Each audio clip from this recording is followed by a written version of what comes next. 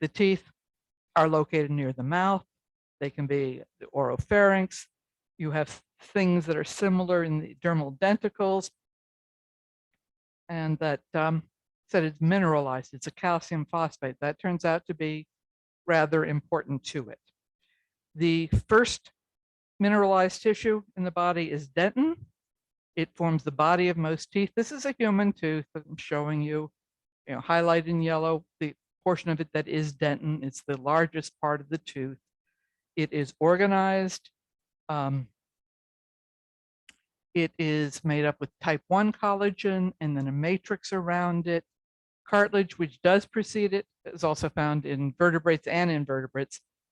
These calcified tissues, the calcium phosphate, calcium hydroxyapatite crystals, are the unique part of our skeletons, the unique part of who and what we are. It is unique because calcium turns out to be extremely active molecule. You have to keep it in a very narrow range in your blood. If it's too high or too low, it kills you. And one of the things that mineralized tissues does is give you a safe, stable source of calcium. That on the calcium will bind to collagen fibers, giving you the start of the crystal calcium hydroxyapatite. And the way it organizes depends on what tissue you're involved in. So when we're talking about dentin, you're finding a very organized, almost acellular material. You see a lot of tubules in it, and the cell bodies are all in the pulp chamber, all removed from it. In orthodentin, most common. This is a slide made in 1840, Sir Richard Owen. It's a megalosaur tooth.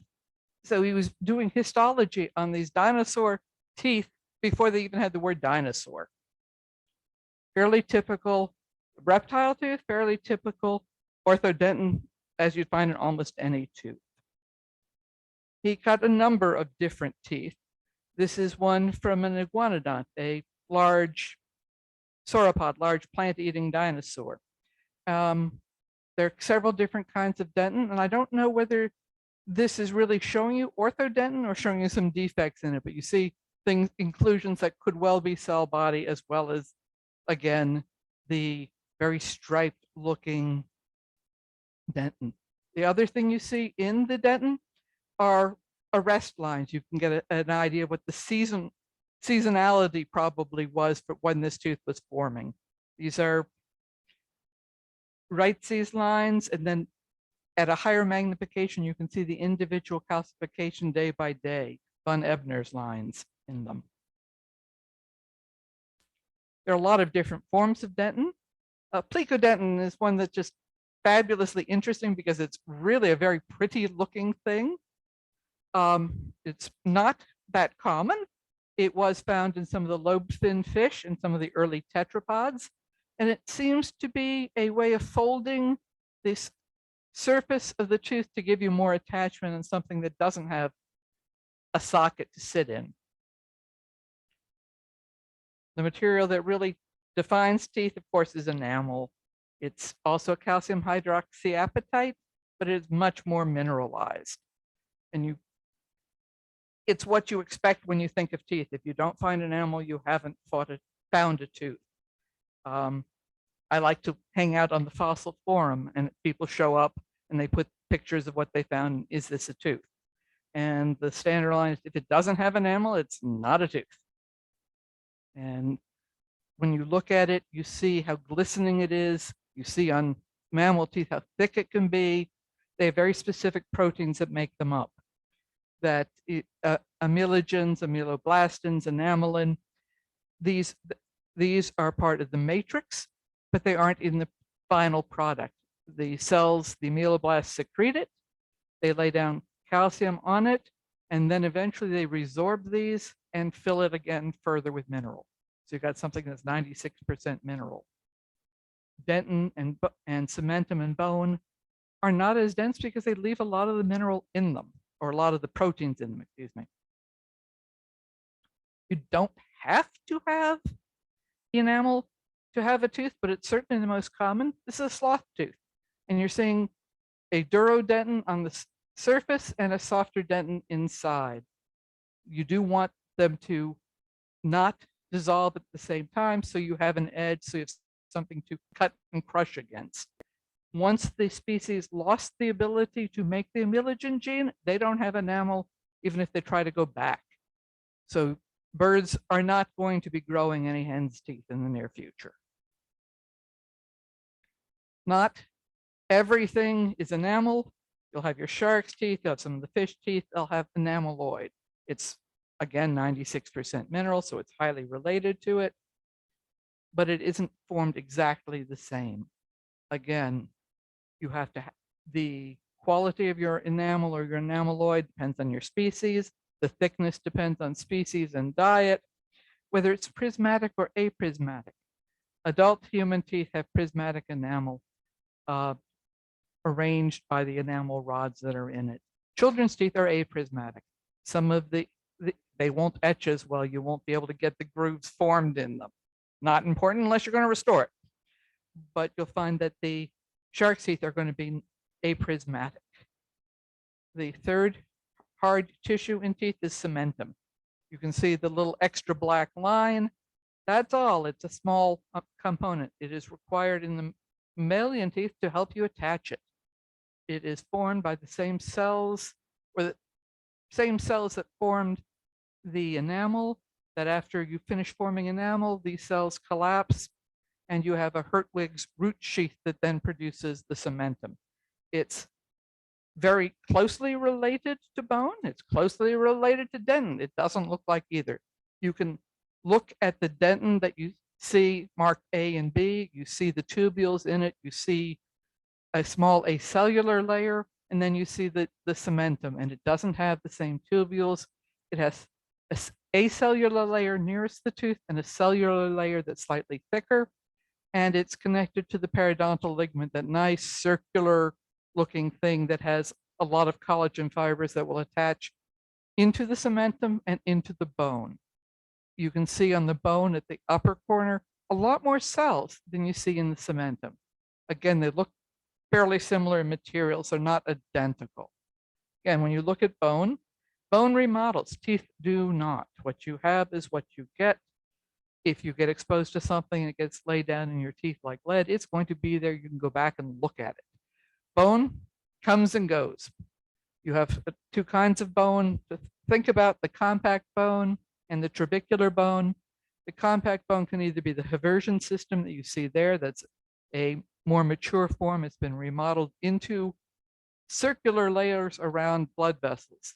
The trabecular bone is, there will be an occasional blood vessel in it, but it doesn't have the same organization. Within the trabecular bone, I basically think of it as two kinds, both the trabecular and a bundled bone that you would get in a repair callus or very rapid formation. So similar materials in terms of type 1 collagen, in terms of the calcium hydroxyapatite, different in terms of the cellular arrangement in them. To form a tooth, you have a great deal of patterning, showing you basically a patterning of a limb bone forming, but I think in a sense that they're very similar, that you have growth and differentiation, and it's induced by transcription factors and growth factors and a spatial and temporal pattern to give it to you. In the limb bud, you have the apical ectodermal ridge region, a thickening in the epidermis that then releases certain growth factors and gives you a limb pattern. In the teeth, you have a thickening in the epithelium, grows down into the mesenchyme. A neural crest derived mesenchyme involves a whole series of growth factors and transcription factors. It has enamel knot that forms the apex of the teeth, the crowns of the tooth, so the high points of the cusps, and releases a number of the growth factors. Again, not completely identical in every species. However, not completely identical, but very much common between all of the vertebrate species, between the sharks and the fish, the reptiles. Most of the same growth factors are required, are expressed in the same parts of the tooth, in the epithelium or in the mesenchyme, and you can just kind of look quickly at that and see how many parts of it are the same. across a huge range of species. And when we look at tooth development, I'm going to tell you that it's complex and it's not identical between mammals and say sharks, or fish and sharks. That again, in the ray fin fish and all of that clade, which includes us, you have an initial secretion of dentin before you have enamel, and so these tissues remain extremely separate. In the sharks, there's going to be the matrix is going to be secreted, but the enamel is going to calcify first, and you're going to get some of the dentin proteins in the early stages of the enamel. So they're related, but they're not identical. All of them have very polarized cells. So you're not catching the cells in the enamel, you're not catching the cells in the dentin. They are polarized, and they have the cell processes, and they secrete at the ends of the process and retreat from the mineralized edges. Again, being mineralized is one of those key things. And they have been looking at these genes, and you can only look at the genes in living species, which makes it a little bit harder to go then back to the earliest of the chordates and the earliest of the vertebrates. But the secretory calcium binding phosphoproteins seem to be one of the key things. These genes were duplicated roughly 600 million years ago, and one of them is highly related to amelogenin, so that this is the pattern that they've gone through, and you're starting to see these developing almost 600 million years ago. On the other hand, the earliest calcified skeleton in any of the chordates is seen in the euconodonts, which is mid-Cambrian, 500, 530 million years ago. They have something that looks an awful lot like teeth. They're small, they're calcified with calcium hydroxyapatite, they seem to have enamel, they seem to have dentin, they seem to function to crush, chew, and help swallow your food. They're weird in many respects. They're very small. For the longest time, they had conodont elements without the conodonts. Found them when they started finding some of the soft tissue preserved areas. That the more common thought of teeth with fish, you have sharks, you have the ray finned fish, you see where they know about where these genes are found, and you're seeing, of course, them in the tetrapods, you're seeing them in the reptiles and the mammals. They have found them in the sharks and the cartilage-based fishes, so that the conodont, it appears to go back at least to 530. The duplication of the secreted SCPP genes, however, look like 600 million. The pattern for forming teeth seems to be the odontode. This is what you're going to find in the dermal denticles of your sharks, of your placoid fish, and in your teeth. A thickening of the epithelium and a formation of a calcified matrix that has enamel and dentin that then eventually will be on a bony matrix, at least in the dermal denticles.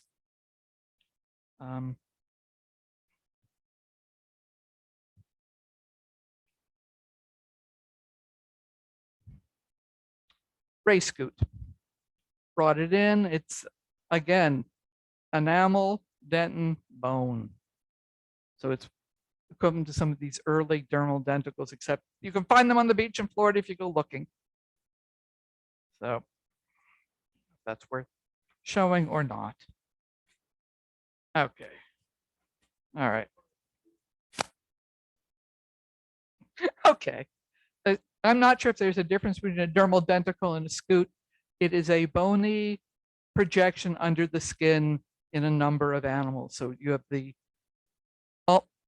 enameloid scales and gar, you have these enamel dentin bone layering under the skin and through the skin in a number of fish and in crocodiles and some early reptiles. Now, if you want to give me a better definition, I'm willing. I'm willing. Okay, so this is the ray dermal scoot or dermal denticle. You can see a little bit of shine on it from the enamel in it, and they come in a variety of sizes. I mean, you're talking about something scale-like in sharks.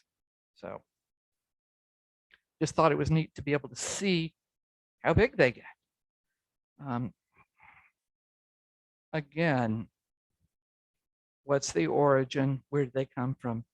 They're still arguing that did the teeth start as these dermal denticles and then move in to the mouth and develop into more bigger teeth there? Did they start in the oral pharynx? Since the conodonts have them, they don't have any other calcified tissue and they don't have dermal denticles, you know, you got to give them credit. So we come back again, another scheme showing you the development, and they're showing you what species, what genuses had teeth. And you're seeing the conodonts, you're seeing some of the placoderms, and then you're seeing all of the modern ray fin fish derivatives, including the mammals and the vertebrates of various kinds. Again, we're showing you the small version of an odontid, something with enamel and dentin, having a connection to a vascular supply and lying on bone or more dentin. Again, they're still arguing about it. I'm not sure how you get to argue. When you look at it, the conodonts go back over 500 million years and they have something that certainly looks like teeth. The argument is, well, they're not really. They're developed, it's a convergent evolution. They're not the same thing. Made of the same material, using the same proteins. I suspect they're the same thing, but personal opinion, I can argue, but okay, back to the real things. Back to the meat and potatoes, the fossils on the teeth or of the teeth. And you're going to, if you can define the tooth, you know what you have. And so there are lots and lots of definitions for it. But how often are they replaced? What is the direction that they're coming from? How do they attach to the jaw? What do they look like? What is their shapes? What are their sizes? And let's just start by going over them. So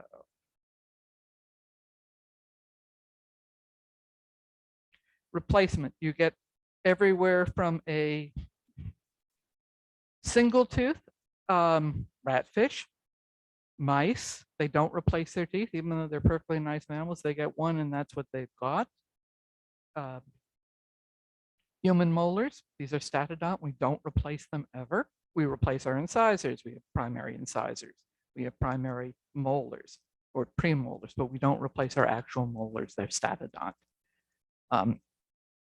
You have, of course, species like the crocodile, like that will replace them forever.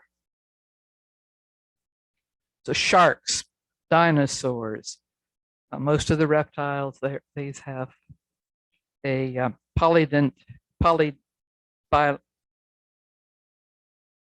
polyphydent dentition. It's constantly replaced.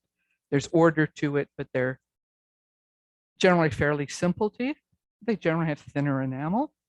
If you're not going to replace them, you better either be able to rebuild them, which the conodonts apparently could do, is rebuild them periodically, or you better make them thick enough to last. If they're disposable, they don't have to be made as well.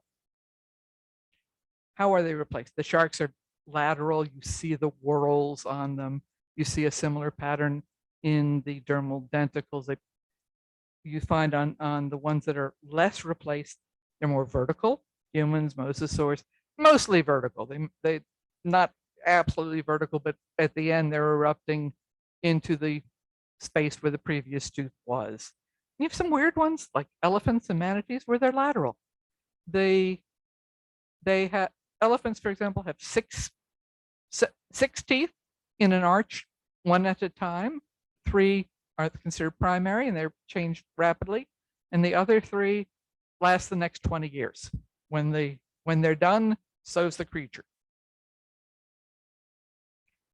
That homodont, Again, you think of homodont and they're all alike. They're not 100% alike. They can differ in size. Some are older, some are younger. You can see where the little baby ones, they're not little, well, you see where the younger ones are still coming into the jaw. You see where one of the upper ones has been chipped. They're essentially identical. Again, you think of that mostly in terms of the reptiles and the fishies. You don't think of that so much in terms of mammals, but it exists. So we got a homodont dentition in a dolphin.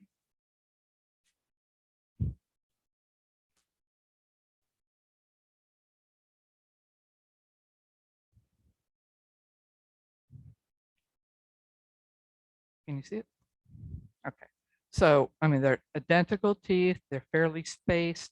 Again, a lot of the times in the reptile dentition, in the crocodile, in the dolphin, they're not chewing with these teeth. These teeth are there to catch the fish, to keep them from escaping, but they're not there to be chewed with.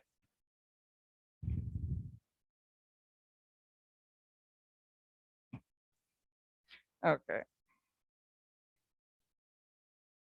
The teeth have different attachment types, which are perhaps not as interesting as different teeth, but important when you look at them. That you can have a thecodont where it's fully in the socket in the bone, a pleurodont where it's halfway, and an acrodont where it's sitting on top of the bone. And they can be ankylosed in, they can have a fibrous attachment. And this again differs tooth to tooth, species to species. Mosasaurs show you basically the development of the periodontal ligament you'll find in most of the mammal teeth. That you're seeing when the tooth is young, that there's a ligament there. When the tooth is mature, that it's fully ankylosed in, that it's bone to bone connection. You're seeing it in the illustration where you see in tooth 1, you're seeing a space between them. Tooth 2, it looks like it's filled in. Tooth 3, that's strictly bone. It's not coming out. Why does it matter? It matters how well they're attached for what you do with it. If you're going to be a crocodile and you're going to hold your prey while it's fighting with you, you don't want to lose your teeth with it. If you're not planning on holding it, if you're planning just to keep them from escaping, then you can go by with something simpler, although these are not that simple. You can have a homodont dentition, as I said. You can have a heterodont, which is more typical of mammals. You want to specify what teeth you have. And again, with the heterodont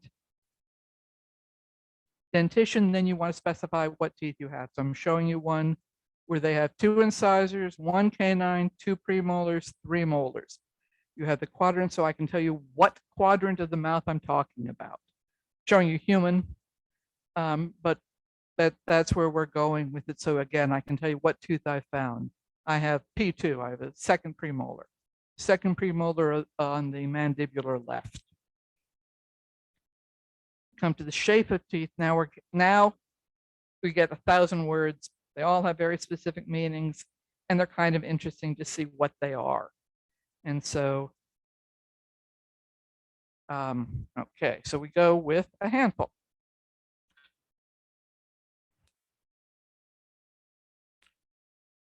This is a bear jaw. It is showing you a bunodont dentition. It is, the teeth are short and rounded. It allows you to be an omnivore because it allows you both to cut food and to grind it. They are brachiodont. They have relatively short roots.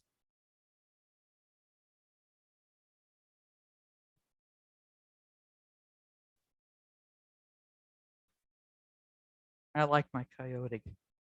He is not.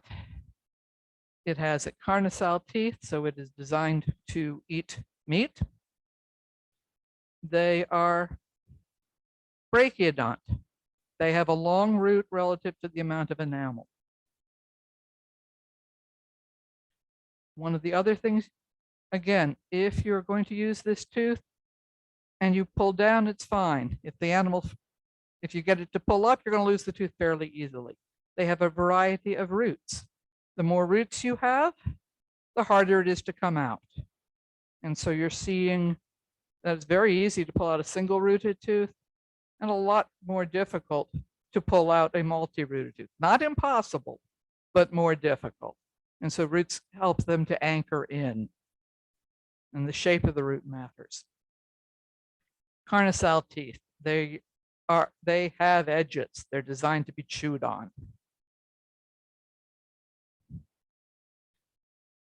We talk about diet. Okay, we've gone carnassial. Long roots, short crowns, so they're more stable in the jaw and shaped rounder if you're going to be a bear or a human or a pig, so you can grind things and cut things. You can eat pretty much whatever you've gotten. You can get much more enamel on your teeth. You can have lophodont teeth. And lophodont, think in terms of little rodents, but also mammoths and elephants, that you have a tremendous amount of enamel surface that you can chew on. And I said, it is surprising me to think the same pattern in a rodent as in an elephant. These long collections of small cusps. They can be arranged in pretty odd locations, single row or a complex row. You can have very long rooted teeth. These are all brachiodont, which means a long root, short crown. You can have the hyphodont teeth like horses. They are designed for grass eating, for grazing, and they're huge. They have layers of enamel and layers of dentin and layers of cementum. So 3 different hardnesses. So you always have this rough surface, again, to grind something, your grasses with. They have extremely long roots. Horsetooth, out of the Florida, and you can see just how long the root is, how long the crown is compared to the small root. So hyphodont tooth. It is not continuously growing. It does form a root. It forms it late. Definition is something with enamel under the gum line in function. So yes, our teeth will have enamel. It'll be under the gum line when the teeth is first erupting, but in full function, these animals have a lot of enamel below it. Our enamel comes to an end essentially at the gum line. They can have odd shapes. They can have carnia, keels.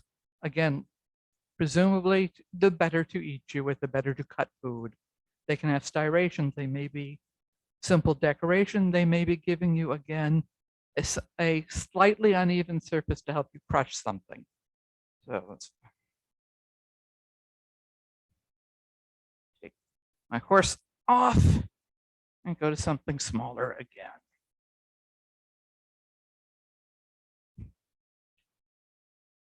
So depending on your diet, you get different shape. The classic crocodile eating flesh, simple, pointed, sharp tooth, and a durophagic crocodile from Montana. And it is short, it is blunt, and it has striations. And that tells you it eats something very different. It is eating shellfish, it's crushing things.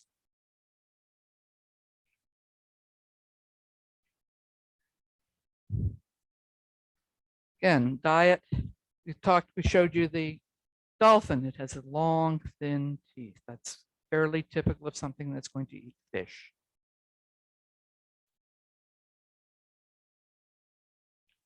And we've shown you the dolphin. We've even shown you the crocodile that's going to eat fish. We've shown you the brachiochampsus, crocodile from Montana that's a durophagic. It's crushing hard foods. Talk about other, again, things that show you part of the diet. These are dinosaur teeth. Homeodont dentitions. Hadrosaur has this pavement with enamel ridges and individual teeth and multiple batteries of teeth. They are going to be replaced. They're going to fall out in huge numbers. The raptors, this is a meat eating. You're seeing carne on it, where it can, giving you that very sharp edge. You're seeing even the striations on it, which not only gives you a sharp edge, but starts to tell you what species you actually are looking on. Go on to the sharks and the cartilaginous critters. They are not particularly related to us in any way, shape, or form. They have some odd dentitions. You get the rays that have a pavement, and everybody's found them. And this is not the chewing surface. This is the root. The chewing surface is flat for crushing things. The side I always thought of is actually the root. They, again, come in pavements. There are rows of them. They are chained out. Everybody's seen shark's teeth. Everybody knows shark's teeth. Again, it's enameloid. It's not enamel. The root of these shark's teeth is a dentin. They don't have cementum on it. They've got a fibrous attachment to a membrane. They don't go into the jaw, and the jaw is cartilage anyway.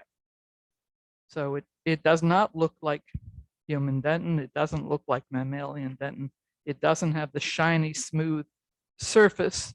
It's an osteodentin. It's one of the different forms of dentin. You will have some cells caught in it visibly. It will have a little more circulation, obviously, through it.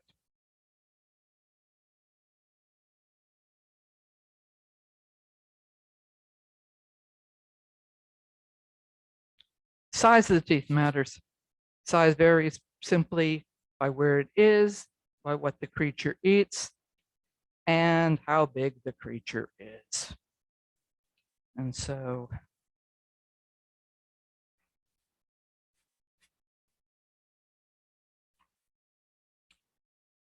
showing Brontotherum tooth, and it's even broken. This is huge. It's one tooth, two roots. Versus the Oreodont, same general time and much smaller. And the Oreodont is a coeliodont tooth. Again, that tells you it's a browser. It tells you that that most of the browsers are related to one degree or another. We got the modern version of the coeliodont teeth. Coeliodont being moon, so these half moon shapes. Whole rows of them. Again, this is for grinding things. This is a browser, not so much a grazer, but it's eating fairly coarse plant material. Most of the grazers have similar teeth. It seems to be, again, part of their development. You don't see the carnivores ever having this or developing this.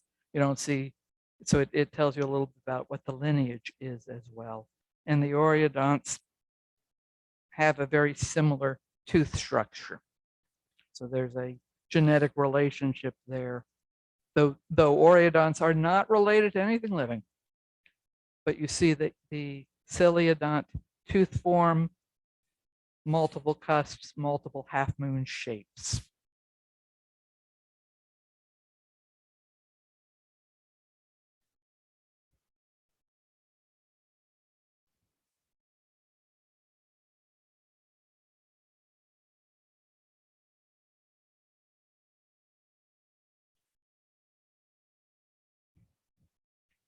One of the things that matters, again, a little bit of diet, a little bit of lifespan, is how thick the enamel is. and how many rows of it. The coeliodont dentitions have multiple rows, and that helps because the actual enamel can be quite thin in it. I'm showing you a broken one, which is probably this one. And if you look closely enough, you see that the enamel is paper thin in it. Whereas if you go to a taper tooth, these guys ate everything, and you can see the enamel is incredibly thick relative to it. Again, if I look at a broken shark's tooth, you're going to see that same thinness in it.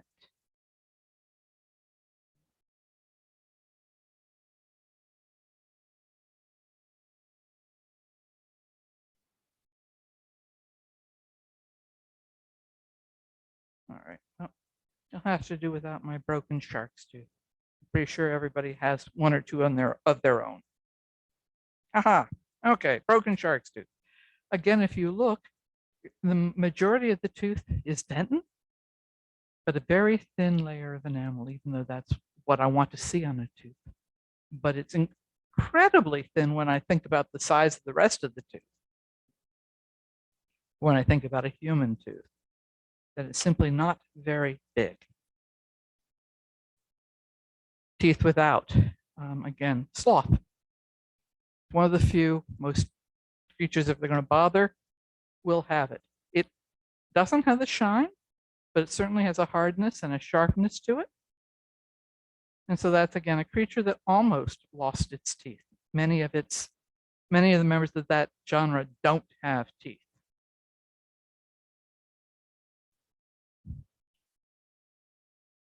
The early tetrapods and some of the lobe-finned fish have some bizarre internal structures. You don't really see it on it looking, but if you section them, they have labyrinthodont teeth or plecodentin, these miniature circular things. Again, these are teeth that are not set in the jaw that well. And so it looks like these extra ridges help you to fit in.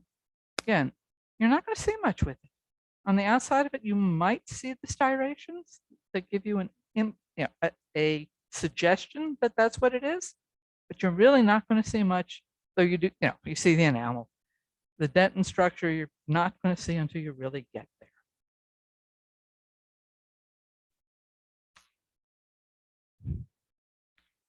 Okay. Big tooth. We've already talked about a good portion of it, what is distinct about it. It is bunodont, the hilly, cuspy tooth.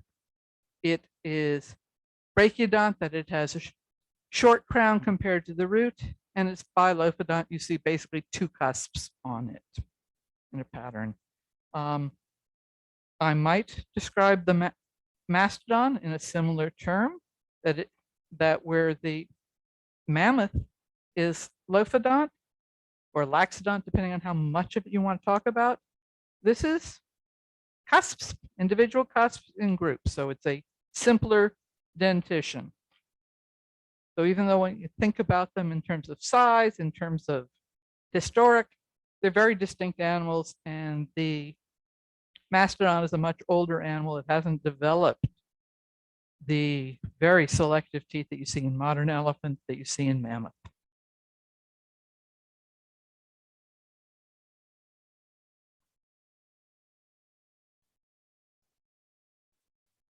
Showing you the horse teeth. They're, again, they are histhodont, that they have multiple layers of enamel and tremendous length of crown compared to root. True of the deer teeth and the grazers, cows, horses, though you can see some significant changes and you can identify them that way. Again, different species showing you different patterns. Got the gibbon, which is a human-like, human touch. It's got bunodont, brachiodont, and bilophodont teeth. You can see the beaver on the lower right, that's lophodont. You can see the giraffe, that's coelodont. So showing you a picture of a small rodent again. Lophodont. How do you get elephants and little rodents having the same teeth? And the answer is function, what they're doing, what they need to do with it. Carnicel teeth, they're just neat. You saw it in the coyote, show it in tiger, just because we have one. So you get different sizes to these animals, but you can tell what they're eating and you can tell what they are. Then you can go by size and by structure, and you're not going to confuse it very far.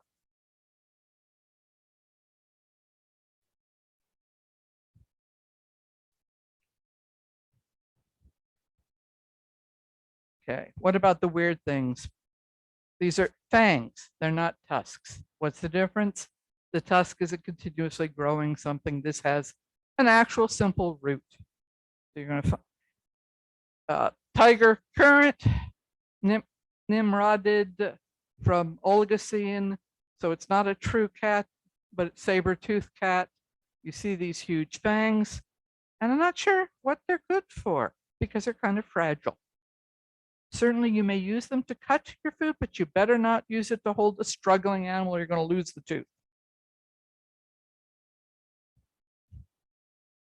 Again, more of the Lophodont teeth, multiple cusps, anything from fairly simple like a rat or a mouse, all the way up to, of course,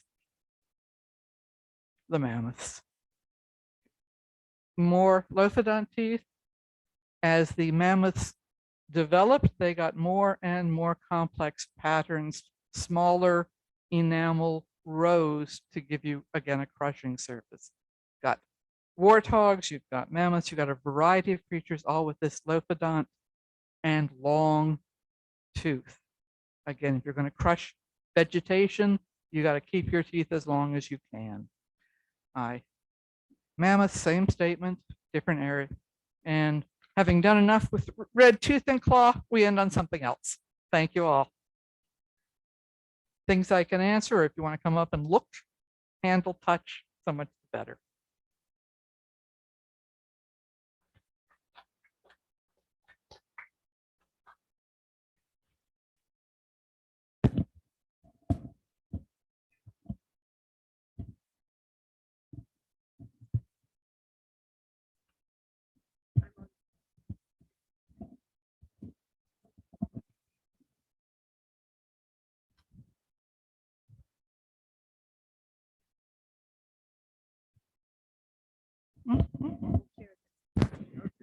So if anybody has any questions in the audience here or on Zoom, you can put it in the chat box.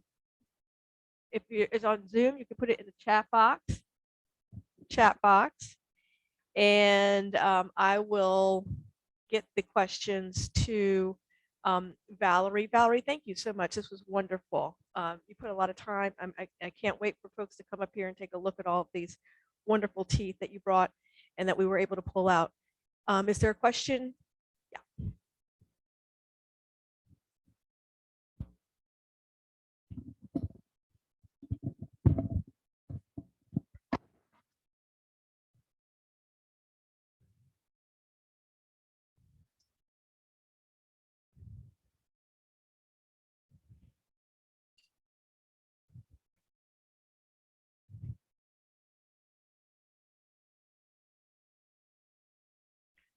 So the question is whether you can reverse engineering a bird to have teeth and tails. And I don't know about tails and hand-like limbs. Teeth, they've lost the genes. They're not going to get it. They have done recombinant studies where they take the epithelium that would form the epithelial cap and use that from mouse and the mesenchyme from the chicken, and then they can get teeth. But since they don't have the amelogen genes left, their epithelium isn't competent any longer. Nope, not going to do it. Or at least not a pure chicken.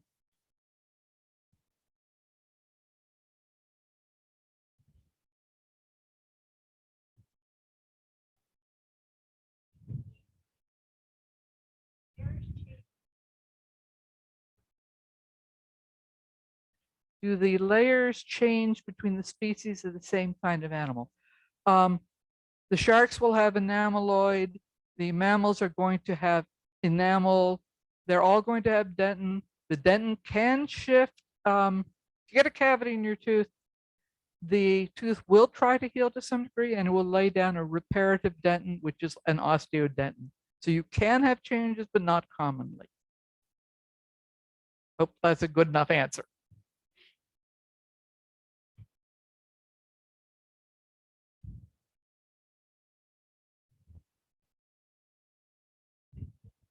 Any other questions, please? Mm-hmm.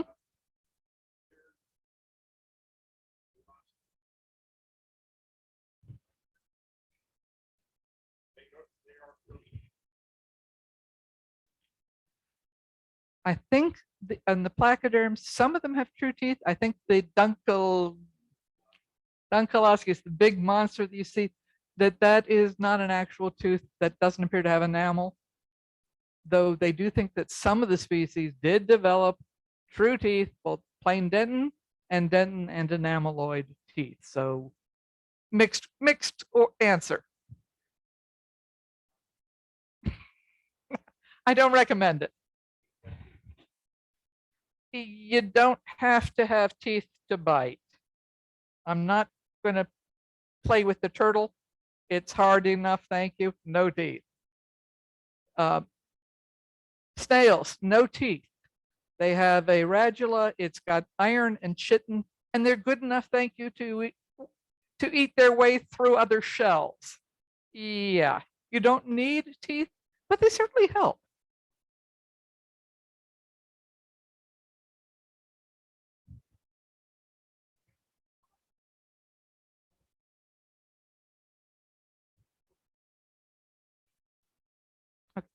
We've seen a lot of teeth in the mouth, and there are also teeth in the throat. I haven't talked much about it except in passing or not in passing. Conodonts, their teeth or their dental elements are in the throat. Some of the other species, not only are they in the throat, these guys don't even have jaws yet. And while most teeth are horizontal and you chew, these guys are meeting sideways and they're kind of comb-like. So they're meeting at the bottom, rolling up and opening down. So it's a completely odd motion, pharyngeal. The thought is that you need the interaction of the epithelium and the mesenchyme and the gill slits that these guys have that are required characteristic of vertebrates are what allows you then to get teeth in places besides your mouth. You have to have this interaction, and the gill slit gives you that source of interaction. And so you have the oropharyngeal. Again, in a lot of the fish and a lot of the early amphibians and a number of the reptiles, not only do you have teeth on the maxilla, on the premaxilla, on the dentary, but you have them throughout the palate. The Incudus, they have marvelous, huge teeth. I mean, marvelous for the size and sometimes just plain marvelous. And these are palatine teeth. So this isn't even on the surface. This is fairly far back in your mouth to make sure your food is going down the right way and isn't swimming back up. I mean, they're okay. This is a part of a lower jaw, and they still had a number of short, sharp teeth, but they had some big ones. But some of them are monstrously big and palatal. Oh, yeah. Another one. Looking at this, well, this location has poor preservation. So yeah, what enamel? In fact, are you sure it's bone? And the answer is yeah, but it doesn't look like it. But monstrous sized teeth fused to the jawbone. They're not going anywhere. And the palatal teeth can be some of the biggest on them. Yes, ma'am.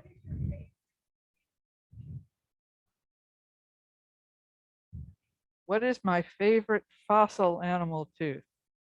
Oh, mammoth. Mammoth, always, always, always. I want my own. I haven't found one yet, but I want my own. That's clearly, I mean, they're big, they're bizarre looking to me. Again, I'm a dentist. I think of teeth. I think of little molars. I'm When I first look at this, I wouldn't even recognize that it was a tooth. It's bizarre, and this is very worn. It should have, 5-pound tooth and 3 inches of tooth part. So this thing has had a good life, but it doesn't look at all like a human tooth. I love them. I want one.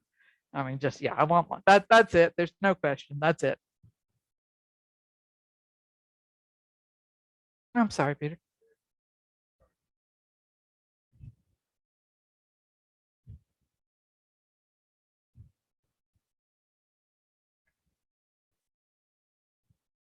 I think you could fairly reasonably talk about the incisors of rodents and beavers and even rabbits as tusks. They're continuously growing. They have some enamel. The elephant has almost no enamel on its tooth. You're seeing mostly dentin, but even on the rodents, you're seeing limited amounts of enamel. But I think these are continuously growing and can extend out of the mouth. So that's where I think of in terms of tusk.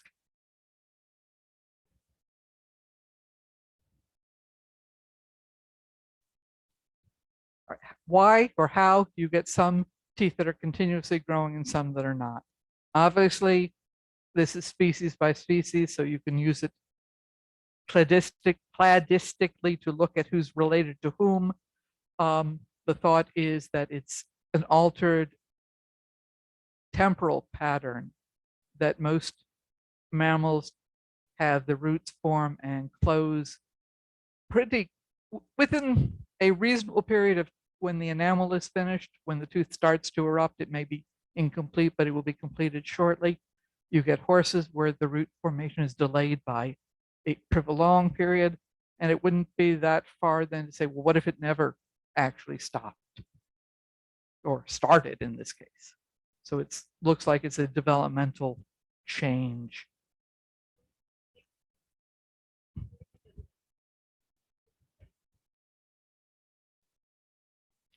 Did my experience as a dentist make it easier to study the teeth of extinct animals? In one sense, yes, although everybody in Maryland values shark's teeth, dentist, non-dentist, adult, child, so maybe it doesn't make much difference.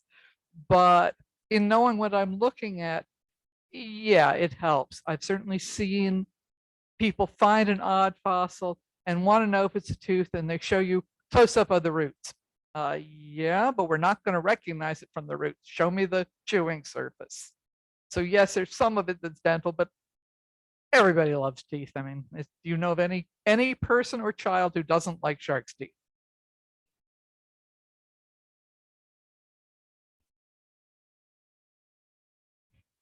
Do I specialize in human or animal? Human only. I don't want to be bit, and I'm very careful where I put my hands. There are animal dentists, there are vets who specialize in it. You're going to sedate animals. No, thank you. I know of people who brush their dog's teeth or their cats. I can't imagine it. I don't. My rabbit does take pills, and to try to give him a pill, be extremely careful where you put your fingers. I'm like, no, no, no. Let me deal with people, and let me deal with people who are old enough to comprehend and to agree to treatment. Nobody who can't consent gets treated. I again, not only do I think it wrong, but I also like my fingers.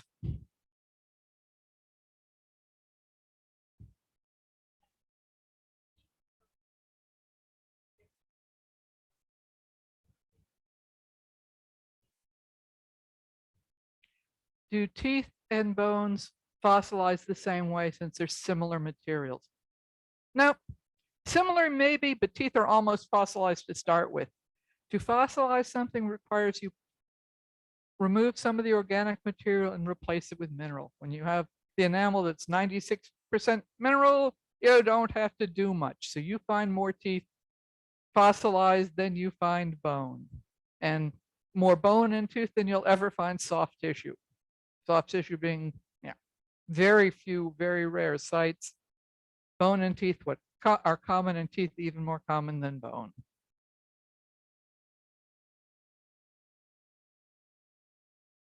Well, thank you.